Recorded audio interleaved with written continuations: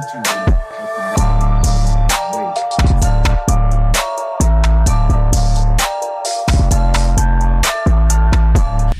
Good day, everybody. Welcome back to the UnChristian podcast. Thank you so much for joining us and being with us once more. We love you so much. We appreciate you for watching, for listening, for subscribing, for sharing the links, for all the stuff that you do for this podcast that you love so much. Thank you, thank you, thank you. We are growing through you. If you've not subscribed, please click on the subscribe button, click on the notification bell as well. Share this with your friends and your family. I know someone's going to be edified and blessed by even this episode that we have today. I am not alone. I'm with the queen of the UnChristian podcast. Make some noise for Nandi Pambata. Hey, Mdase. How are you doing, sis? I'm good. I'm good. I love red on your lips, man. It does something. Thank you. Yes, ma'am. I saw it's a Nandipa thing. Don't start with us. Don't take us there. Nike flexibles and Nandi now. Oh wow. Yeah. Today we've got an amazing episode as always. And I'm going to start on Nandipa's right hand side. We've got with us Bohlale Mokwele. Did I say it right? Yeah. Yes, I did. Guys, I practiced so much before the episode. I was crossing my fingers because hey, when I get it right. Yeah. And to my immediate left, we've got Dr. Neyi Zimu in the house. Thank you so much for being here, man. Hi, I'm excited to be here. Good. You're a doctor, you're a pastor, you're a prophetess, zonke zakho. Yes, everything. I'm every woman. Yeah, maybe I should do a cover of that. Every woman. That's you, man. Thank you so much for being with us today. We've got a very tough topic, I think. It's very tough. It's very complex. Yep. It's also sensitive. Of course. It's very misunderstood by a lot of people. I being one of them. I thought I understand what grief is. Yeah.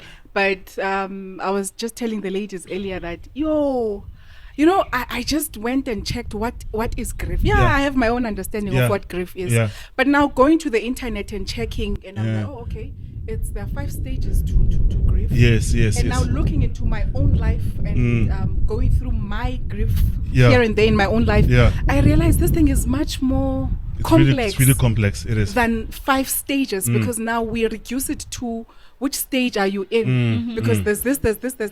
Yeah. Whereas it's way more complex than that. And you never fully understand until you actually go through it. Yeah, you know absolutely. what I'm saying? Big one. So today we are talking about grief and also bereavement. I'm separating the two terms because they are different. Yeah. Bereavement is when you lose a loved one. Grief can visit you or take place for any kind of loss. Yeah. For a job loss, for losing a partner, for even death, whatever it can be that you've lost. If your car is stolen, then you're going to go through your grief process. So we're going to talk about this in the church. It's something that is not really touched on and spoken about much, I think, because it's little understood. Yeah. And I want to excuse the church and not really bash the church so much. But we're going to get some insights on this as well from our panel and the discussion that we have. So, let's go. Bohlale, tell me. Tell me a bit about your grief journey and what happened and all of that. And just in general. Okay, so I'm going to be talking about when I lost my grandmother. I see. I lost her in 2020, and I would really say I lost someone who was very supportive of me. Yeah, man. I lost a full-on support system. Yeah. And that was it. Yeah. So she suffered a stroke at 95. Yeah. And I guess I got the chance to say goodbye to her because she opened her eyes when I was with her in the casualty room. Sure. Where her eyes were closed the whole entire time. So I don't know where I am in the stages of grief. How long ago was it? It was in 2020. 2020. That's about 3 years now. Yeah. Yeah. It was in 2020 in September. Yeah. So I don't even know which category I fall Sure, on. sure. Because today you are at your best, Yep. tomorrow you're at your worst, especially Yeah. when you are experiencing some sort of disappointment. Yeah. That's when you actually realize that I've actually lost a cheerleader. Yeah. So that's where I'm at. I get you. with my For grief. for me as a pastor, this is the one thing I hate most about my job as a pastor: death and funerals. Death and funerals. Particularly the initial phase where everything is fresh, where everything has just happened, and you have to visit and try and comfort. I do not know what to say. It's messy, and it should be, and it's one thing that I don't like. So take me back when it was fresh for you, when it just happened for you. What did you go through? Who called you? How did you hear? Okay.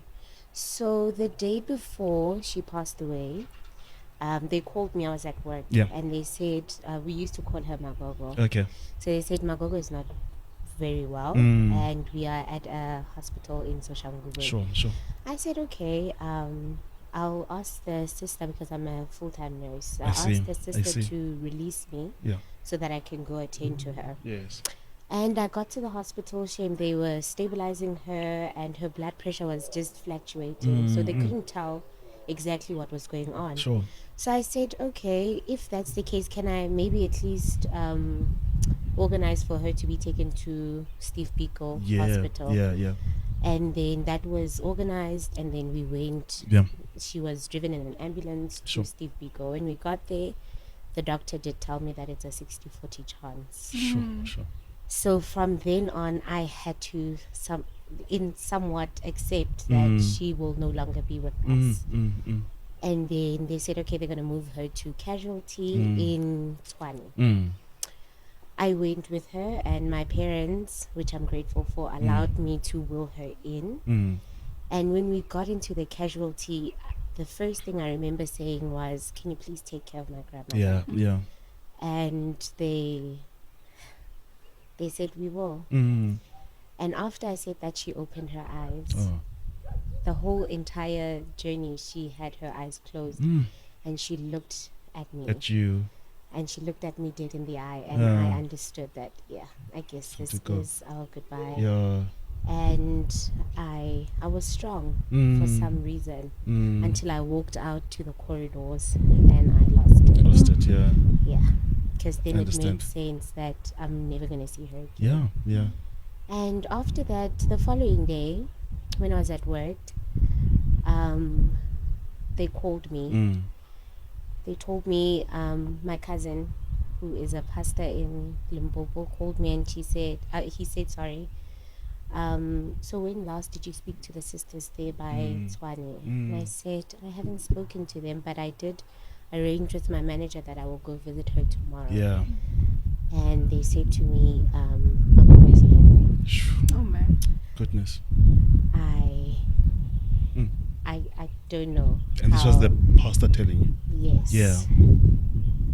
And then he said to me, can you please go wait by the mortuary Yeah.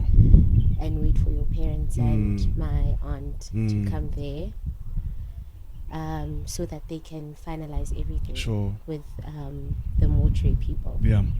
So I told my supervisor, and I went to the mortuary. Yeah. My first time going into a mortuary. Amen. I don't know how I got the strength. Yeah. And I went there, and the moment I started talking, I bawled out. Yeah, I can imagine. And and my parents came, and they finalized everything. And we Man. buried my queen. Yeah, and from there, I get you. Doc, please share a bit with us about your story as well, if you're comfortable. You would know Dr. Neyi Zimu. Her husband was gospel artist, Pastor Neyi Zimu, Prophet Neyi Zimu, whom we loved so much. Yes, there are times, I don't know, I sit in my house and I just miss him. Yeah. I miss him. I miss his ministry. When you'd see each other, be like, "Hey, Mfundis!" Yeah. And he'd always have a word of encouragement or something to say. But what a wonderful man. What happened around that time for you? I think around that time, that experience was probably not for me. I was not focused on me at all. Okay. My focus was him. I must say that my focus was serving him. Yeah. And I remained in that focus way after he was gone. Wow. My focus was the children, on serving the children at the time. My focus was on serving the church at that particular time, and the bigger community that cared about him. So I think what was, protective for me more than anything else was this thing of no longer I living, but Christ living in me. Yes. I was fortunate in the sense that I had an encounter with God that made everything else not a big deal during that time. I mean, I was there when he died. I've been very intentional about avoiding telling the story or focusing on the story. Because I tend to feel that people get stuck at the story and they miss out on the principle. That is number one. That is the one thing that has kind of like made me over these past 3.5 years to speak about God who carries you through all and not say, hey, this is what happened, hey, this and this, because I know that the temptation is very big that people get stuck at a story and they miss out on the core things that carried me, for instance, at that particular time. So that was, and it was and quite an interesting conversation. When you get to have a conversation with God where he says, what, I'm the one. Everything else, including this one, is not much of a big deal. Not that you don't love him, but you interact with him, at that level. So for me, it was like that. And like I'm saying that I was there at the hospital. I was there. I was holding his hand, and I think. What is going to make this conversation quite interesting is that we're speaking about health professionals. And both of you are. I wanted to get to that. How different is it? Oh, it is. As a health professional, you know so much. Oh, it is a But now you're trying to. Yeah. You are the escort to the patient. Yes. You are trying to have hope. Yes. But now you know the science behind what's happening. Yeah. I was exactly in that kind of. I mean, I was, in a situation where I was saying, okay, I think we need to resuscitate, guys. I was organizing ICU because we were stuck at some point. I was like, okay, no, let me make some phone calls. And it was an interesting time. But I think at a personal level, what I found to be a surprise to me is the fact that I'm the last one at home. So everyone expects, that when everything goes okay, because I'm the baby. But quite interestingly, even as I look back to my earlier days, I've just been blessed with this capacity to face things for what they are. Panic happens at a later stage for me, but for me it's about facing things for what they are. So I was in that kind of setting. I was holding his hand and okay, are you okay? And he was weak and whatever, and like, sister, this and this, doctor, don't you think you should be whatever? And I was avoiding also being pushy. But and that came that moment where he gave me the look and he let go of my hand. Oh my goodness. And so he communicated to say it's time to go. He did. He looked at you. He did. And I must say it was a change because we were trusting God right until the end. Even at that time, earlier that morning, we were talking about the fact that, you're not very strong, but post-discharge, this is what we're going to do. We'll focus this time on your getting better and.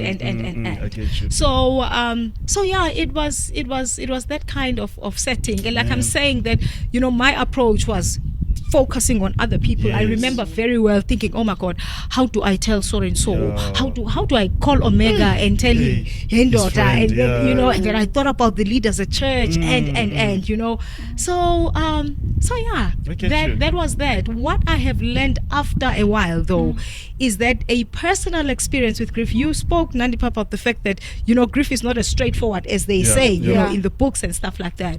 And what I realized, what I'm realizing as I'm going along, wrong is that your personal experience at the time of grief is totally different from what other people are experiencing. Yes. You know, I remember I had the guts to watch Memorial Service AKA, you know, and I realized that you know what the media world is doing and what the family is going through are two totally different experiences. Whew.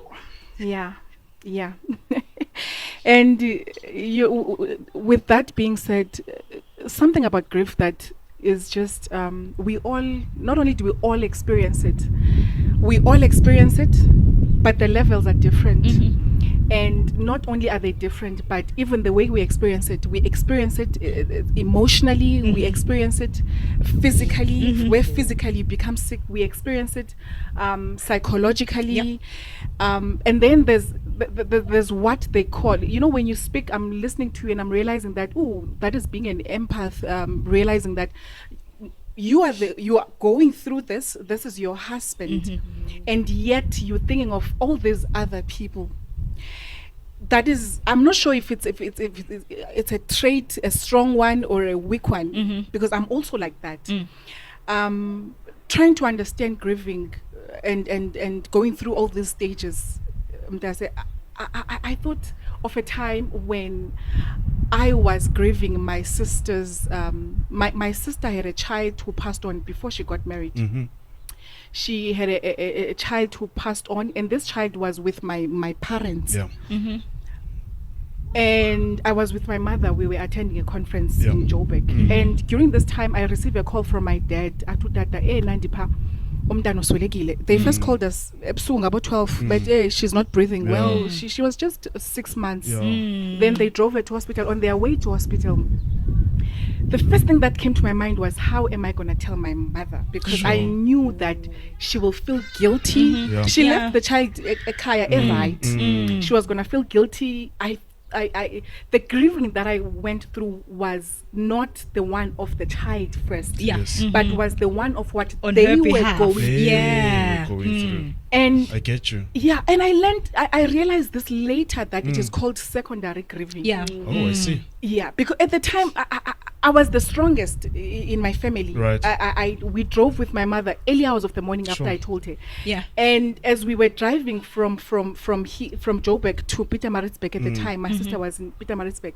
As we drove there, on the way, my mother made a call, and I kept on saying, if there's one thing, cry, it's okay to cry, but you are not going to blame yourself, because she kept on saying, hey, if we arrived there, we had to say, okay, but online I wanted to speak about the secondary grieving, as not only secondary grieving, but as well as the grieving there's grieving that people suffer that is not recognized. That grieving is somebody who, in this case, my sister lost a child. She was not married. And a lot of people see it as but you'll have more kids in future. Your grandma, people will say, but what's the big deal? It was only a granny. But you still have your parents. You know what? And people having a lot to say for something that they don't understand. And I wish our viewers and our listeners could understand that we must be very kind to people who are grieving, because you will never understand what the next person is going through. You may have a little bit of understanding when you have also experienced the same grief. A little bit. I'm saying a little bit because sometimes you find two parents who have lost a child, a mom and a dad who have lost a child, they still don't go through grieving the same way. Can we speak on secondary grieving? Can we speak also on the grieving that is not recognized, in the sense that sometimes the grieving of a marriage, we think only myself and my ex-husband are experiencing this, while there are kids who are experiencing this. Can we also speak on we'll touch on all of them. the grieving that is collective now. Yes. The grieving Big that is one. I think Big we've one. experienced it even as a country with the pandemic. The grieving that is collective. Can we speak on secondary grieving? Yeah. Who, when you were experiencing this grieving, who was there, who was experiencing this grieving with you? Secondary. I'm aware we go through it at the time. Sometimes it's friends. Sometimes it's friends in the sense that it was your friend. That is not umakhulwakhe. That's not their grandmother. And yet they felt the pain that towards you because of what you were going through. Can we talk about You know, there's some famous cases that we can quote so people understand. Yeah. Remember Kelly Kumalo? Yeah. When Senzo died, she was not their wife, she was their girlfriend. Yeah. And she was, number one, prevented from going to the funeral, so her grief was not recognized. Yeah. But Oksala, at the end of the day, regardless of the circumstances, she was a woman who lost Yeah. another. Yeah, because at the And end of then- the day, it's losing an attachment. Yeah. You know, so she was She grieving lost in- something, And then Nadia with AKA, Yes. they were not officially married, Yeah. but she lost. Yeah. And in that same case, AKA DJ Zintle, Yeah. she's not allowed to grieve. And- Abamfuni bagrieve, but Yeah. hey, what lo muntu ushadile, what ubhiza ukhala ngo AKA, And the but people had a he's lot the to father say. of the child. Yeah. No, Interesting stuff. Yeah. Very, Yeah. very But interesting. let's address Very that. interesting. Like I was saying, that you know what happens at a personal level and what happens out there, they're two totally different Yeah. things. Yeah. You know, and I think maybe before we even go into that, I think what what helped me is my personal relationship with myself. Sure. I always do life Sure. from the premise of a relationship with myself. Wow. To the point that I don't go into a day that I'm not ready for. I'd rather call in and say, especially, you know, when I'm expected to go out there and serve in one way or the other, whether it is in the workplace or church or whatever, I'd rather call in and say, give me an hour, then I'll be there. I see. Then get there and not be see. me. So I did it from the overflow of me. I see. I love ensured that I fill myself with the presence of God until I overflow. And then when I go out there, I serve people from the overflow. Yeah. Get you. Imagine this cup overflowing onto the saucer. Yeah. What is in the cup is for you. Yes. What is on the saucer is how for you others. serve other people. right, man. So whenever you serve people from this premise, you are never depleted. But if they're going to start to take from what is within you, then there's a problem. And right, you are saying, you know, I think we also need to understand that when it comes to grief, there are many people who are involved and they have different relationships. So we need to be mindful of that. What tends to make grief tricky is the sense that we try to make out of grief. Most of the time, the issue is that we are trying to make sense of it. Mfundisi was just saying one of the things that he does not like is those early days when he has to go there, sefaka ibhantshi laphayana, akazi noma shumayele noma athule, akazi noma amkele itiye noma enzeni, you know what I mean? Tell you a story. And- Khona a family, there was in the church I was pastoring in Velkom. Yeah. Umntana wakhona was lying on the couch. Yeah. How old? 21. Coming from school, slept on the couch. And they just kids, parents are at work. Yeah. All of a sudden, esalele on the couch, just like they bebukela ama TV, gone. Yeah. Abantu bamvusa akasavusa. Yes. So I come on the scene and the body is still Usekhona there. I did not know what to. There was a Yeah. test. I can imagine. It tests so much. It also tests even your faith. It Mdala. tests Of your- course. Because you Oh, being a Tina, family. pastor in that situation, they're expecting something Of course. from even you. Of Now course. I'm shocked at that time. When Yes. you stumble, Yeah. angijwayele. But please continue, Doc.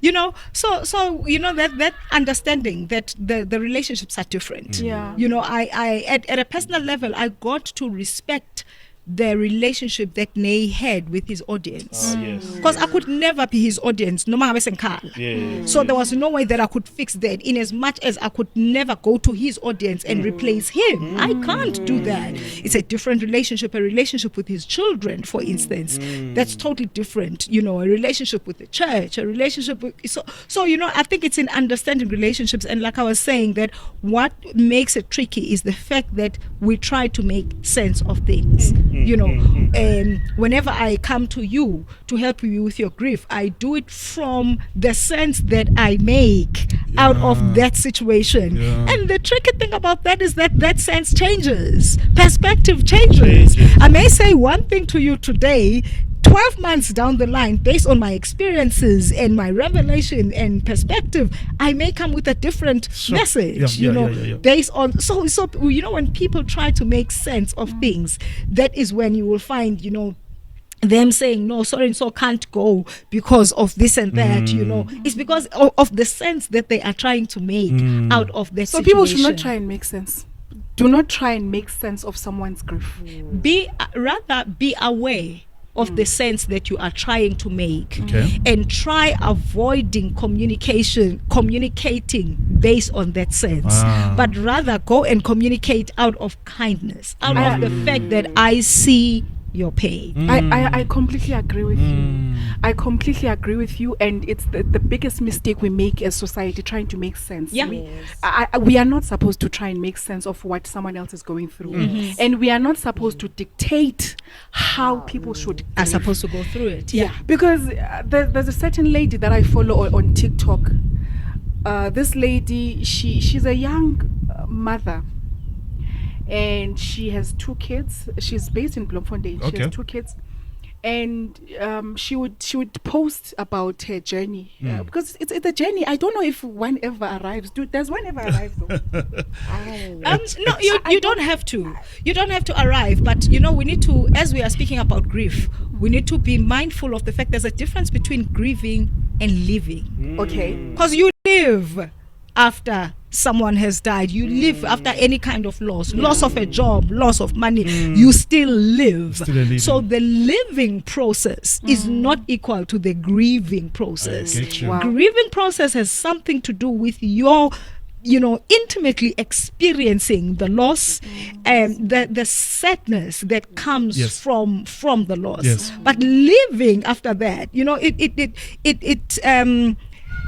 it becomes problematic to understand, because you continue to live, but you are living with someone who's dead. Kind of the relationship continues. You know, the relationship continues, but they're not there anymore. You don't always have to be sad, but you continue to live in relationship with that. You know, so as we move along and as we advise people and as we support people, we need to make them aware of the fact that there is like that great sadness, which is defined by grief, or which is defined as grief, which will have different stages. But there's also living as well, which is, you know, moving on, not moving away, because that is another thing that makes living a bit tricky. You feel guilty about, as if you're leaving them behind. I see. Like you're forgetting them now. Dishonoring exactly. Them. It's like, oh, it's been 3 years. Oh my God. It's like, you know, you don't want to get away from that, and you feel like you are leaving them behind. You know, some people actually feel suicidal, and not the suicide intent that is, you know, based on depression, but that suicide intent that kind of like feels, I want to be with them, as if being with them is a better place to be. I see what you mean. You know, can I just interject? Especially if you've lost someone that is significant in your life due to illness. We often say things like, oh, but she could have, I hope she was here for a longer time, also forgetting that they were also in pain. Like I said, when my grandmother passed away, I lost so much of courage and the strength to move on. But at the same time, I was thinking, you know what, she was in pain. I can't imagine being someone very independent, now having to rely on drips and medication, Yeah. all of these things just to be alive. And that's also another part where people don't understand, especially when you start to say, well, she was sick. They're like, she's at a better place. You know, she's at a better place. And you kind of forget that some of us are left here. We and still it's needed not so her. much better. Yeah. Even if she was old, even if he suffered, or even if she suffered, we still need that person, or that, I don't want to say codependency on that person per se. So I understand exactly what you mean when you say when someone judges it from the outside, seems easier. Sure. But they should just get over it. I mean, people lose all the time, and I think we lost our loved ones in 2020 where every family was going grieving through as well. a loss of, like you said, business, loved ones, because it was like in the peak of COVID. So everyone is expected to just move along and move on. In fact, when it comes to that collective grief, I don't think we've started to scratch the surface. As a country, no. When it comes to that collective grief, I really don't think so. You know, because we grieve a whole lot of things, you know. Believe it or not, we are going through grief because of ESCOM issues. Yes. We are. Yeah. You know, I was speaking in an event, I think a week ago, and ESCOM was there, and you know they had like their displays and things like that. I mean, they were offering amazing things to young people. Sure. I did not go to their stalls. That's when I realized, hi matot. What is happening? Yeah. You know, and some of us remember voting for the first time. We remember the hopes that we had for the country. We remember the interest and the changes, and to see things happening like this, people are grieving, and those are the griefs that's the grief we're not talking about. You know, so when it comes to COVID-related issues, it's like, you know, when you hear someone in the news and they'll say, we couldn't do this and this because of COVID, it's like, yeah, right. But it's the truth. We still need to go through that. I don't even want to mention health professionals.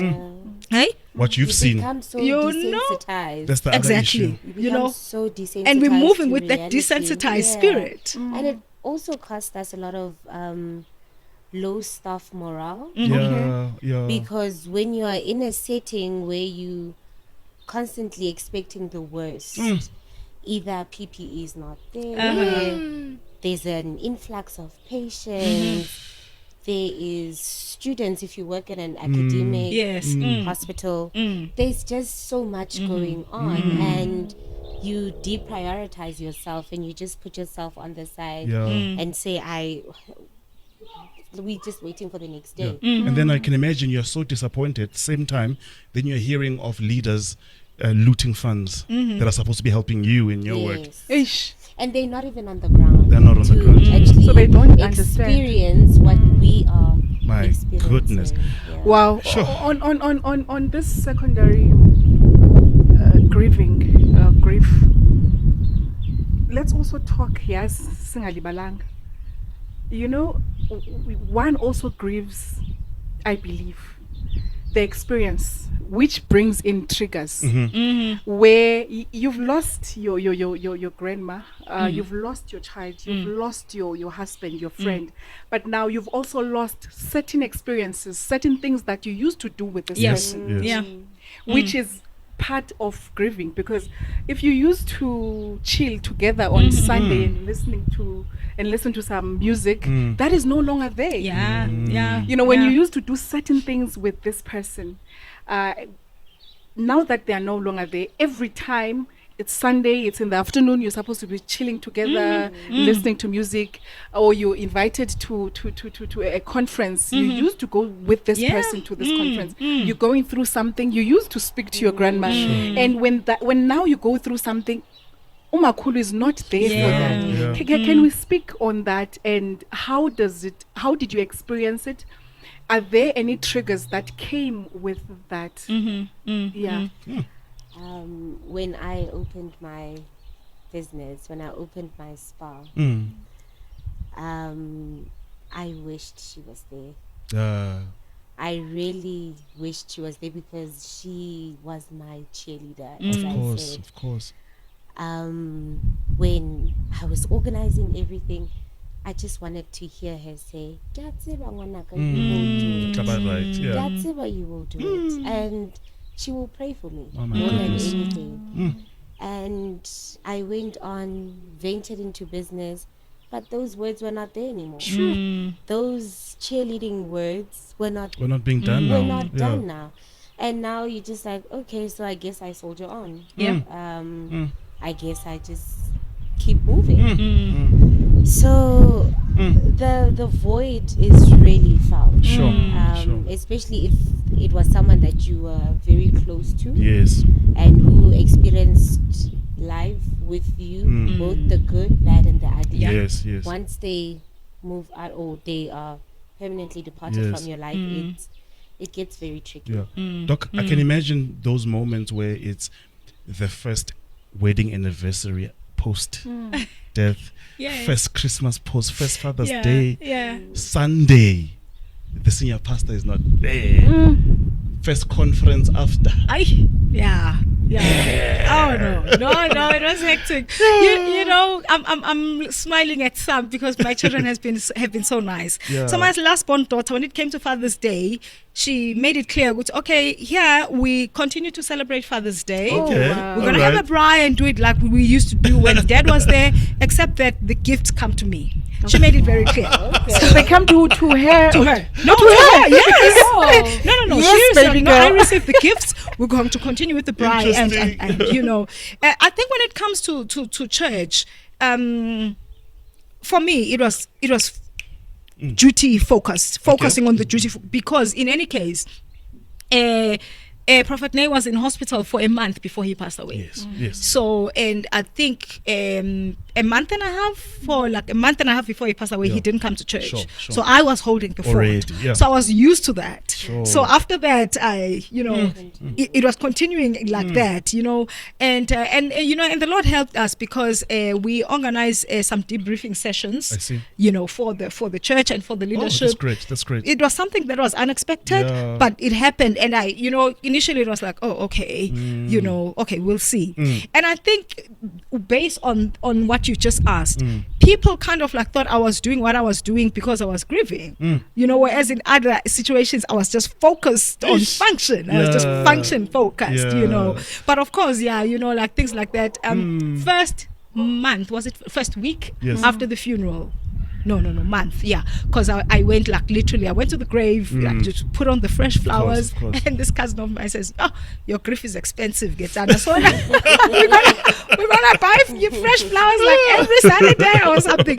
It made sense to me. Yes, to you, it was okay, you know. So those kind of things. Anniversary, my kids was like, "No, we're going," because you know, and it made me laugh because I kind of like think there were things that they envied between my husband and myself. Yes. So now that it was not, they were like, yes, this is the opportunity. We get to do the holiday and try, you know, where they were not. So it was like that kind of like, yo, you know what? Daddy would have taken you on a date, so let's go on a date. Oh, wow. With you guys, I was like, yeah, we're going, and things like that. So, you know, in a way, they're very nice. So they kind of like made it very lovely. But of course, you know, there are some things like that. You know, I've got like this big picture of him in the dining room. Sometimes I was like, I'm not looking at you. You busy sitting there looking good, and now I have to go to Builder's Warehouse now and whatever, you know, like those types of things. So fortunately, you know, I think there's a lot of sense of humor in our home, so it does help as well. I'm going through that now in terms of helping kids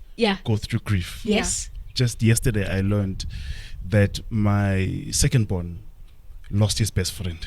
He died. Oh wow! At the age of 7. Oh, that is hectic. And my kids are telling me this. I'm picking them up, and they're telling me the story. So the boy was hit by a truck. Oh. As he's coming out of school transport. Oh, and there was a whole negligence issue. Yeah. Even the driver, you know, has been arrested. But this boy was someone who always came home and say, "Can I please have Uya so we can go play?" Oh, man. Yeah. He's real best friend. But all my kids were playing with him as well. Yeah. So yesterday we were dealing with this issue, and it shook me. I've never been. It was so new for me. Yeah. That my kids are grieving. Yes. And even now, I'm looking at them. They're different. You can see the eldest one, Junior. He's really in his head. He's really thinking. He's quiet. And, Junior, what are you thinking of? Nothing, Daddy. I'm fine. Yeah. But I can see that they're affected. And this morning, earlier on, I had to sit them down while I was having coffee in the bedroom. So guys, let's talk. How are you feeling? Yeah, How are you, all of it, you know, and yeah. to counsel. So I had to learn first to help kids. Yes. How did you help kids, your own children, go through it?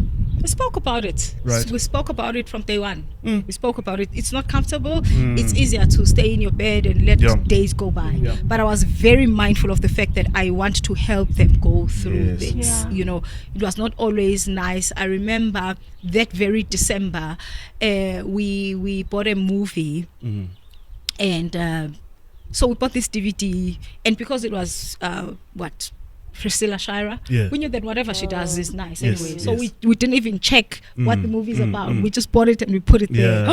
And it turned out to be a movie about this athletic child who lost the father. Oh my goodness. So she reconnects with the father in her teens, and then it turned out that, you know, the gift of running she had received from the father. So, and the father is facing a terminal disease, and then she has to navigate that whatever. And, you know, it hit home. And at the end of the movie, all of us were like teary-eyed and we're looking at them, you know. But, you know, we went through everything. I literally, you know, I think I'm blessed in the sense that, you know, I work with the mind. So I was very much aware of what I should take them through. So it was just a matter of committing to it, to say, okay, we speak about this. We speak about this. You leave it, you know, for a couple of weeks and then you go back to it, you know, making sense of life, the anger, the guilt, and you know. And also, you know, what also shook me was the idea that I found myself competing with external voices. Yeah, that continued, you know. And how do you tell your children that when people say, call us if you need anything, it does not always mean that they're going to be there for you. How do you say that? That's another because thing. that is what they said. Oh, your father was our friend. Call us if you need anything. We're here for you. And a month passes by and life is quiet. It's just us against the world, you know. But you teach them that anyway, because those are the realities of life. I'm thinking of that uncle at every funeral who will stand up at the graveyard and say, how shoka anything you take?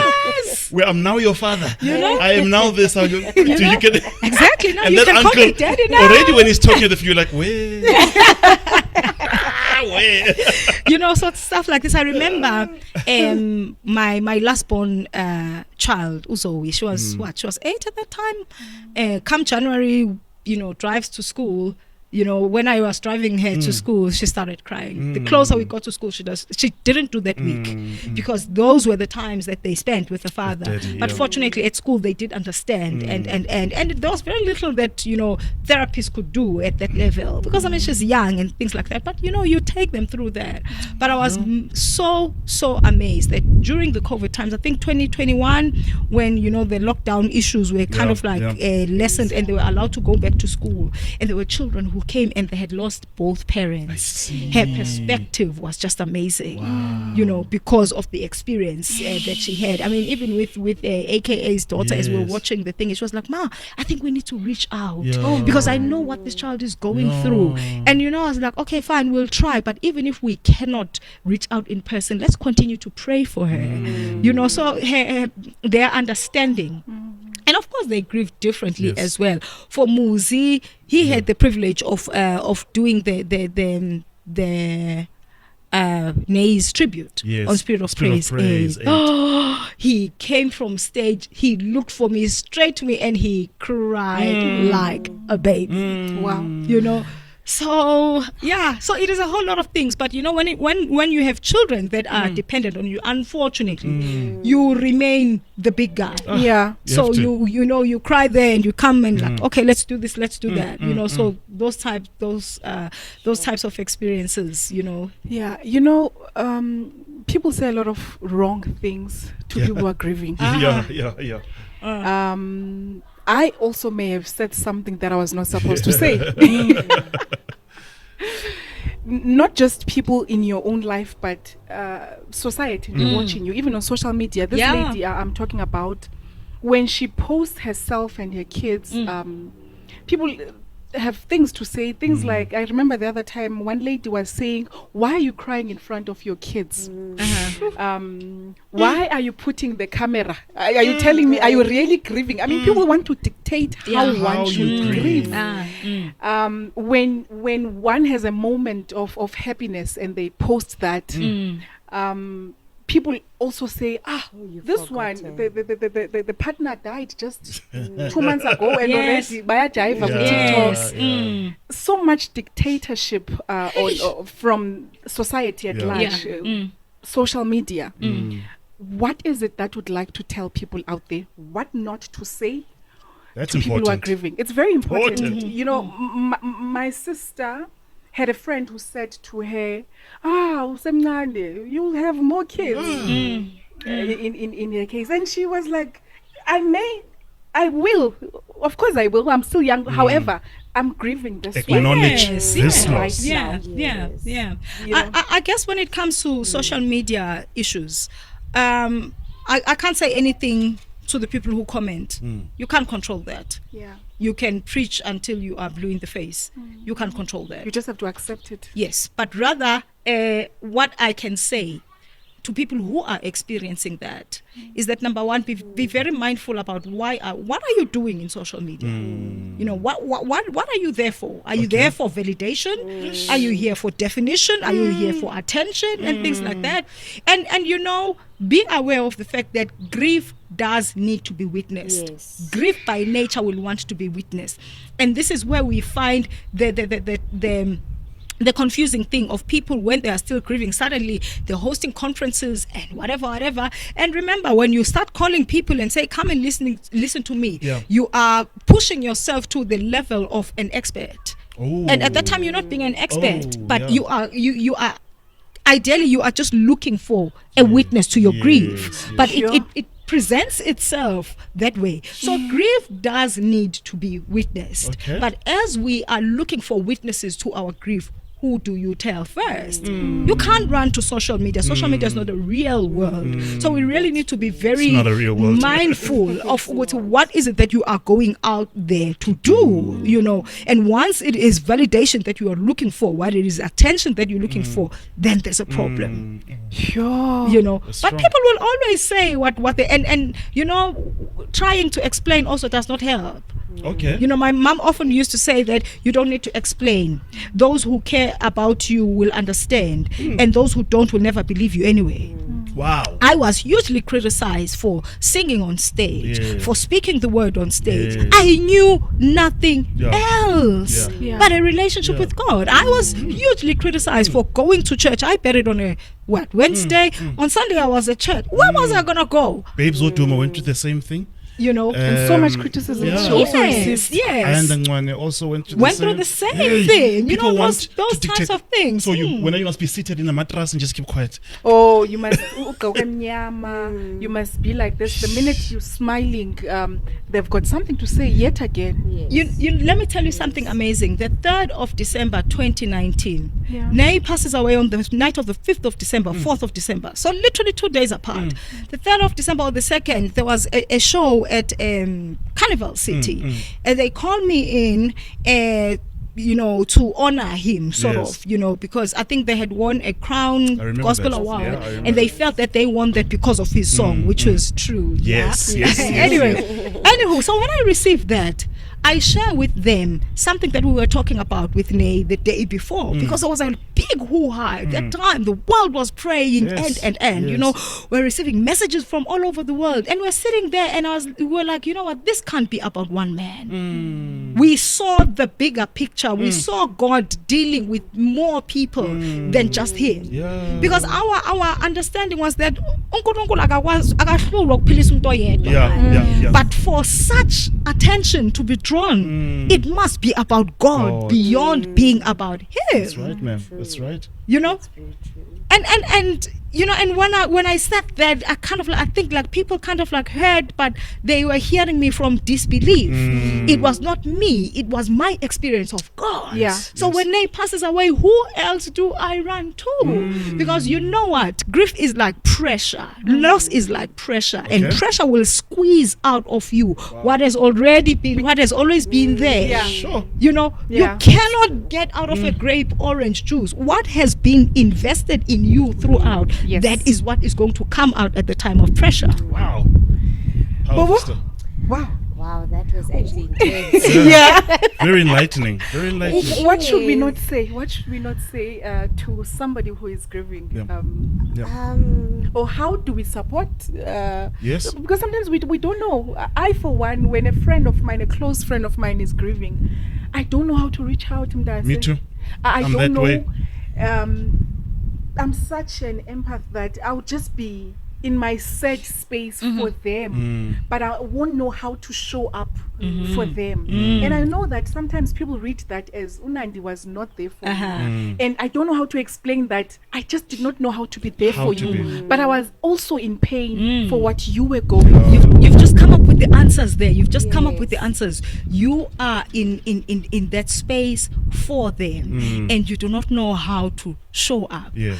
When you are in that space, it's important for you to be with them. So push yourself to show up, even if you don't say anything. More than saying anything, be there. Yeah. I was also about to Prioritize being there, and what to say Then is do going the to right come thing. along. Yeah.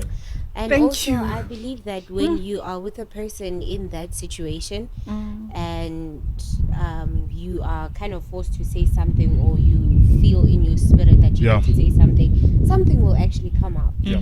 Like if you want to say it will be okay, don't tell me it's going to be okay when you don't mean it, or when you don't understand where I'm coming from.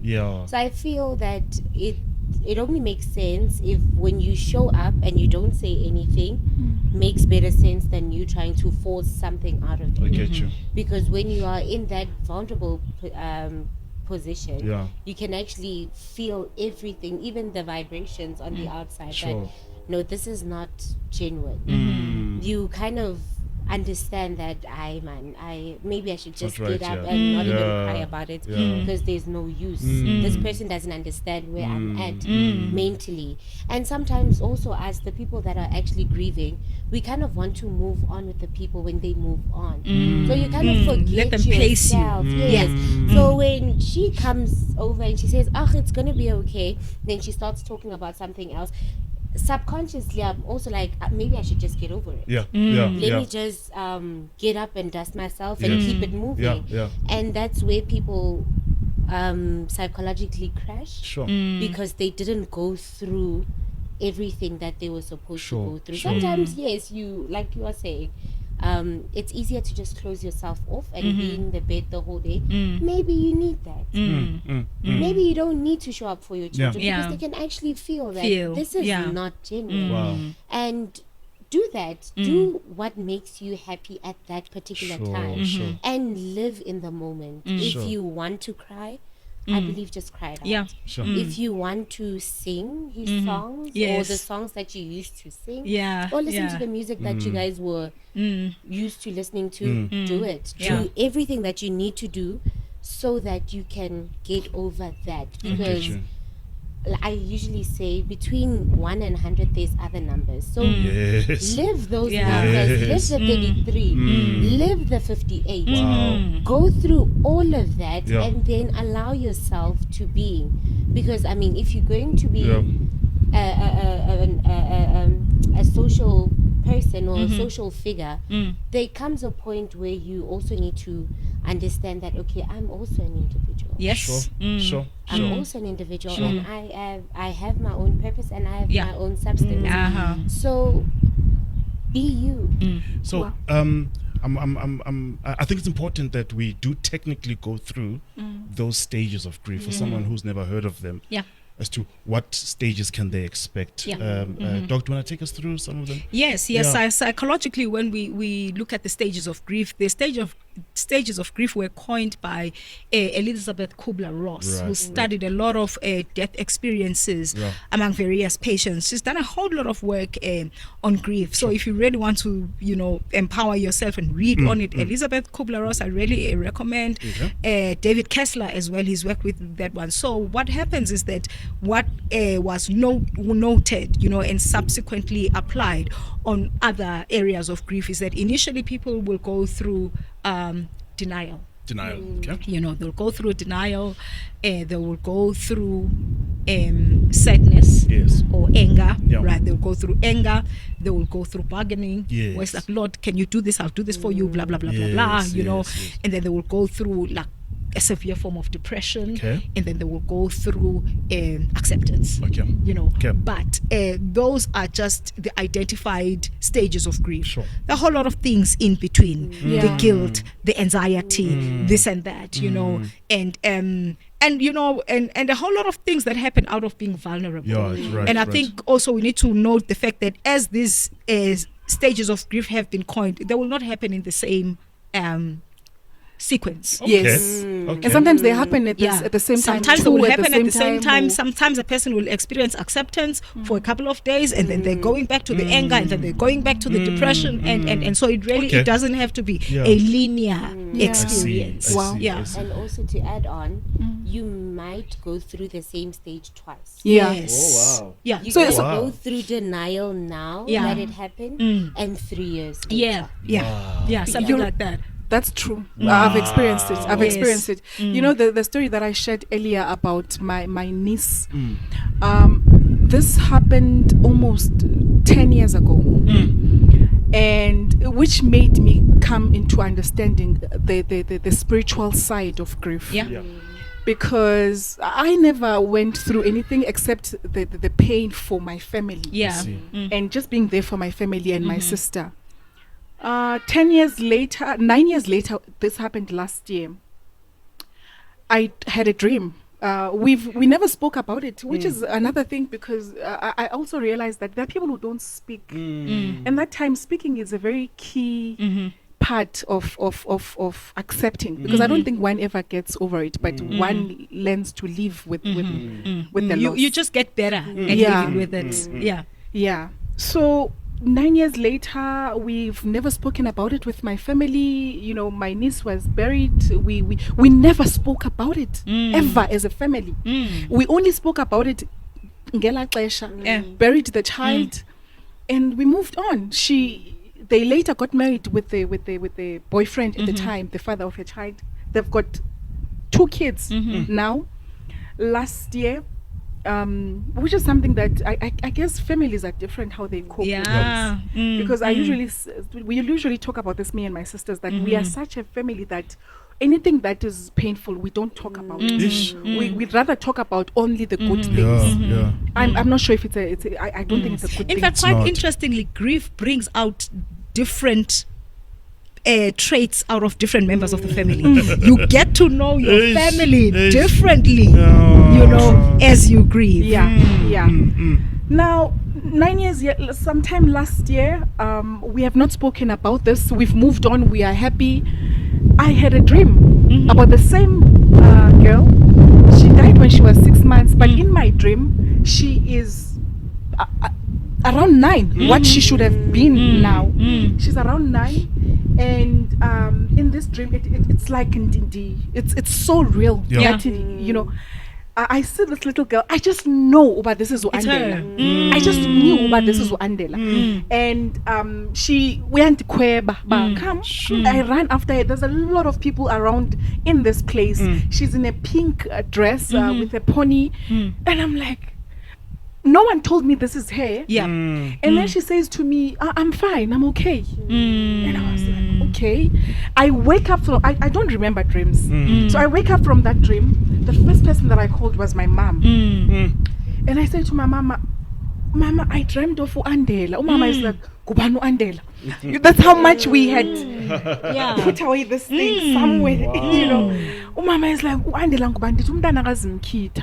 You know, Mama is like, hi, what did you dream of? I tell you about the dream. And I'm like, you know, when I woke up from that dream, I had this sense of peace. And the funny thing is, I was never thinking about her at all. All these years, I was never thinking about her. Or maybe you are not consciously thinking about her. I speak to my mom first about it. I had to pray because I was like, I'm now bringing back things that are long buried in my family.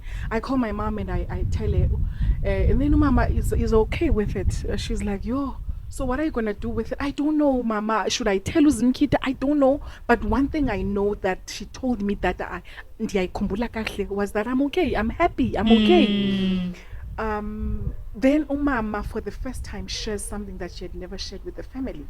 She tells me at the time that, do you know that there's 5 of us, mom and dad, my parents, there's 5 of us. And we only know the firstborn, my sister, to be the firstborn, I'm the secondborn. That's all we know. I got to know Ngela Kleshuba. We actually have a brother that passed on. Now that you was, reveal it now. That was before my parents got married. They had my brother. And that was before they were married, and he was being raised by her parents, my grandparents from my mom's side, and he also died around the same time. And my mom never spoke about it. My parents never spoke. They later got married, and they had us. I got to know about this for the first time last year. Wow. Sure. And I was like, hi, Mama. And I was like, God, what are you saying? What are you teaching us about this? Are we supposed to talk about these things? Because now it's coming out and I was not even aware. Fast forward, I call my sister and I tell my sister. And first I'm like, oh, Mdase, I feel so bad having to say this because I feel I'm taking you back to a place where you don't want to be. Because, I mean, you're now married, you've got 2 beautiful kids, you know. And she's like, no, what did Nandipa tell me? And I'm like, I dreamt of Andela. Boy, did she cry. And she says, Nandipa, I have never thought of Andela. I've never, but last week, only last week, I kept on thinking about, I need to do something for my baby. Sure. And I'm like, you like, she's like, I'm telling you, Nandipa, for first time in these 9 years, last week, in other words, the previous week, she was thinking, she was like, she was in my mind and I was not doing well. She was medicated, she was taking antidepressants. Sure. And she was off work during that time. She was like, I felt like I'm grieving this child. Why am I grieving a child 9 years later? Why am I now and I could not even share it with anyone because I felt like you guys will not understand. But this was 9 years ago. Why is she now back here? You know, and she's like, you've just validated me. You've just validated what I was feeling. And anyway, to cut it short, I realized that grieving is also such a spiritual thing. You know, last week, Mdase? A while back here on this podcast, we were speaking on spirituality, African spirituality, and we're also speaking on our loved ones that have passed on, and how do we relate to them without. That's an important question. Very important. Without feeling like we are not Christians, because now recognizing or acknowledging or just honoring somebody who is not there in Christianity seems to be something that is wrong. I don't know, for lack of a better word to use. And it changed my perspective. Sure. I spoke on this last week when I said, you know what? I acknowledge my loved ones that have passed on because I don't see them as people that are abangasekhoyo and pelile. In spirit, I feel I'm still with them. I don't worship them. However, I do recognize them. This changed only because of that dream last year. Can we talk about where are you spiritually with the people that you have lost? How do we relate with our loved ones? Is it are they angels? Have they turned into angels? Because that's what we're told. You've got a guardian angel now. And what happens? Let me start here. I had a very extraordinary relationship with my husband. Sure. And what made it extraordinary for me was the fact that at some point in our life, I got closer to the revelation that if I am going to be stuck at relating with him based on what I see on the surface, I'm going to be frustrated. So I got to the point where I related with the invisible spirit that he is. Even while he was alive. Wow. Amazing. And to this day, his absence is different for me. Because I was used to relating with the spirit that he is. Oh, the body that he was in would frustrate you, y'all. Yeah. Oh, goodness. No. The body that he was in, no. Oh, he would frustrate you. Yeah. But beyond, in spite of that, I connected with the spirit that he is. I'll say that he is. Powerful. That's You know, and like I'm saying, that helped me while he was alive. So his passing to me was a different experience. That is how I look at it. When I speak to God, even now on a day-to-day basis, my plea is always help me to understand the spirit that I am. Oh, wow. Because I'm not a human being with a spiritual experience. I am spirit living in the body. That's right, man. That's right, man. So I believe that the more we really get to recognize that and understand what it is and experience it, then how we relate with life in general is going to be totally different. Wow. Yes, there is an element of us whenever we start saying, where are they, what are they? We also need to be very careful that it is not grief that is speaking, but we are in touch with what life is, who God is, who we are. So I believe if you pursue it from that perspective, things become clearer and clearer and clearer. Wow. You know, and we find we should not be ashamed of pursuing legacies, man. We should not be ashamed. Honoring the legacy of someone. Oh no. I tell myself, as long as I am alive, the world is not going to forget about Neyi. I'm sorry if people feel I'm sentimental, if people feel I'm stuck, it's their story. They're just not gonna forget, as long as because why? I am very clear about the fact that I will continue to serve his legacy. Amen. And I also did the same thing. The same year that my grandmother passed, she suffered cancer before. Yeah. Okay. She had breast cancer. So I decided, you know what? Every year on her birthday, which is the 26th of December, I would have like a little package. My grandmother was very big on white. Whoever who knows us knows that my grandmother was known as the quality. So whenever you would come dressed nicely, she would say, "When again, that's the quality." That was my grandmother. Yeah, it's beautiful. She was picky. Oh wow. So I decided to do like a cancer drive where I buy cancer products, not necessarily cancer products, but I buy sentimental things that usually cancer patients would need, like your body lotions, they get dry on the lips, they go through all of these things. So I get a package of that and a little pocket tissues, because some of them usually can't swallow because they have esophagus cancer or whatever. So I honored her memory and her legacy like that. Wow. Wow, that is beautiful. That is beautiful. Yeah. I love it. You know, it brings me to the question, Uba, what has grief taught you? You know, the Bible speaks of grief as a blessing. I'm surprised. Really? Yeah. I've not seen that verse, and I'm a pastor.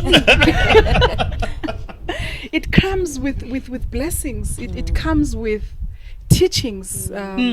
What are some of those you've just shared on that? Because to be doing that now, you've become a blessing, honoring her legacy. As you do that with that drive, I mean, that is something that it taught you. It taught you to be so compassionate and start this. What has grief taught you? Does it? Now I want to hear from you as well. And you can preface that by saying, what do you believe? What did you believe about death? Let me say it this way: what did you learn about death? Yeah. That you didn't know before, or saw differently, and then we talk about what grief has taught us. Yeah. What I've learned about death that I did not know before, is that death is a body thing. Okay. Yeah. I learned that death is a body thing. It is not a spirit thing. And I learned that I still have so much more to learn about God, who is spirit, and God, who is spirit, living in the body of man. That is what I learned. I remember, the times when people was like, God is going to open doors for you. I'm like, I'm not interested in an open door, man. God, close the door. I want my husband here. Yes. But yeah, I think that is the key thing that I have learned, and the key thing for me is the fact that God is in control of everything. Amen. It all boils down to God. I remember my helper at that time, after the funeral, she would be worried and she'd come to my room like, "Mommy, have you eaten? Have you done this?" And she'd always find me with my Bibles and my books, and and she was like, "I've never seen anyone grieve like this." And I'm like, different for her. I was like, because everything is about God. Yeah. It is all about God. Wow. Praise God. Wow. Bohlale? It taught me to live in the moment, Amen. and you would hear God more when you are in your vulnerable state. Listen to that voice. If it says go to a car wash and just give something to them, even if they don't wash your car, do it. Listen to that inner voice, and I promise you the fulfillment that comes afterwards, you will know that it was not your mind playing with you. Yes. It was God all along. Amen. And when I went to my first one, the first charity event, I got there, and there was a father who was in hospital, and it was just the day after Christmas. So the family's there, they're praying with the father. They're praying, and you could hear that the mom is literally asking God, bargaining with God. That, can please he get better? She's praying, by the way. She is praying. So when I walked in, I knew that I was sent by God. How would have I known that if I walked in, I was walking into the presence of God? Of course. Because now they are inviting God, and I'm coming to say, it is okay. It will get better. And that's what it taught me, that you mustn't take anything for granted, especially the little voice that you get even afterwards, or when you are in your alone time, or even in a crowd of loudness, and you hear this little distinct voice. Listen to it. Amen. Wow. Amen. We've got some messages from Facebook and questions, but you've dealt with a lot of them, and so I don't even think there are any questions that we're going to pose, because we have the conversation. Conversation has covered them. One is a tribute to you, Dr. Nelly. He says, "I wish you could know that she's not alone. That's beautiful. I cried so much. I couldn't believe he is gone. May his soul continue to rest in peace. I was a fan for many years. May God continue to give her and the family strength and to find healing." And that is from Mokhanti Muerane. Thank you so much for that message. Thank you. Thank you so much. Another one, Gimamelo Lihoko, says, "She's such a strong woman of faith. Her strength is remarkable." Yes. And her question was, in one's journey of healing, there really is a struggle to let go on two levels. One is to surrender yourself to God and give yourself over to the process, because it would mean that you lose control over the process and you allow God to be God. Then she says, this allows for the pain and the feelings of sorrow to intensify. How can then we learn to give? How can we learn to give ourselves over to the process? That's one question. It says, two, there's a part of letting go of the deceased where it feels like because you're letting go, it feels like you didn't love them. You don't love them anymore. It says, this has kept many trapped in grief. How can one bring themselves to that place where they accept the death of the loved one and gather enough strength to let go? No, that is true. And I think we did touch on that. And it's a matter of just being conscious about it. Just doing it actively and just being conscious about it. And when you encounter the God who is sovereign and the God who is beyond comprehension, there is no other sensible way to respond but just to surrender. Wow. Whoa. There's so many tributes, you should go there. Like there's so many appreciations for you. And I'll definitely do that. Alapa Manondumo says, tell her we love and appreciate her. Oh, sweet. Did you tag him, Tessa? I did. Okay. Did Awesome. I think I did. You should. I'll just go to your page. Yes. Someone says, we just want to appreciate her. Her actions have already spoken volumes. She is loved and appreciated.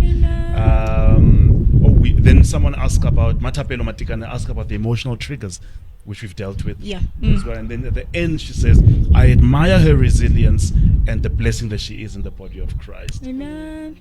This one is an interesting one. Faith Njamba says, when Pastor Neyi passed on, we saw her being she saw her being the one who is comforting us as the fans. She was so strong during that time. How did she do it? Because normally we were the ones who were supposed to be strong for her. Yeah. She stood in the gap. How she did do it, we've covered that as well, haven't we? We did, yeah. So a lot of love for you and people who are grieving in general. Wow, it's amazing. Yeah. There's the photo that we put there. My last question would be about, we spoke about how we can't dictate grief. Yeah. But what shouldn't people do? Some can slip into alcohol abuse at the time. Some can completely isolate. Are those good? Are those bad? Someone would take a drug. All of a sudden, start substances now because I need to cope. Whatever it is, food addiction as well can develop from that. Well, what are these toxic things that people shouldn't do that you can advise us? Dependence and control. Oof. Those are the key things. Okay. In the field of psychiatry, whenever we look at the diseases of the mind and the conditions of the mind, we acknowledge the fact that a whole lot of things that we learn about, a whole lot of things that we find in specific diagnoses are experiences that everyone has. Yes. But the problem comes when there is lack of control, right? When people lose their functionality. Yes. So the key thing is you in as much as I will cry, in as much as I will laugh and out of the sentiments and whatever, don't get out of control. So anything that will take you out of control, I see. Then there's a problem there. If you're going to use and the unfortunate thing is that people don't even need prescriptions for these things. Cough mixture, some Mix pain whatever, tablets and whatever. So that is the key thing. But I think right at the beginning, have a relationship with your pain. Know your pain. Anything that you know better, you deal with better. So know your pain. Make time for that. What brings us here is the fact that when it comes to pain, when it comes to loss, we feel it should not be. Yes. We feel it's something that we should run away from. Yes. And we make so many mistakes as we run away from that. Amazing, Sometimes you just need to be there. Yeah. Wow. Yeah. Bohlale, your advice? The don'ts. Don'ts. I would say, in my personal experience, insensitive words like, oh no, you'll get over it. Okay. Or you'll have another one. Or, oh, she was old. Or those are the words that I believe that they are not supposed to be said. Like I said earlier, just being there is enough. Just getting a hug from someone is enough. And if you feel that it's not genuine, don't do it. Sure. Allow the person to feel whatever they need to feel, and don't try to come up with answers. Don't say, oh no, it was God's will. Ow. Look, you were there when God was writing the will. That time you are in pain. So I think, I don't want to say people must keep their distance, but also be mindful of what they say. If it's not coming from a genuine heart, then don't say it. Don't do it. If you don't want to buy me flowers, or you're complaining at the back, your flowers are expensive, like why must I be giving her flowers? Then don't do it. I get you. Because that whole feel of giving those flowers, trust and believe that when you are in a vulnerable state, you will know that it was not coming from a distinct place. Sure. Yeah. Wow. Oh, ladies, thank you so much. It's been such a wonderful episode. My last words from me is that grieving, it's just part of life. it's important that we acknowledge and we are very much aware of that a loss of an attachment, a loss of a loved one, grieving is just part of who we are. Yeah. We can't run away from it.